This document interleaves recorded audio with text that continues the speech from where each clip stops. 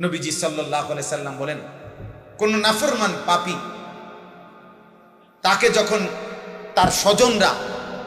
কবরস্থানে দাফন করার জন্য তার লাশ খাটিয়ার মধ্যে করে কাঁধে তুলে নেয়,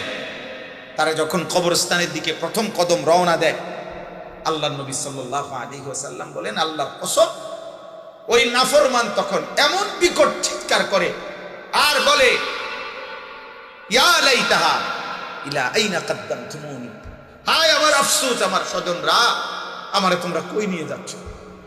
তোমরা আমার ওইদিকে নিচ্ছ কেন? আল্লাহর নবী সাল্লাল্লাহু আলাইহি সাল্লাম বলেন, পৃথিবীর প্রথম মানুষ থেকে ইসরাফিলের ফু পর্যন্ত যত মানুষ, সমস্ত মানুষ যদি একসাথে একবার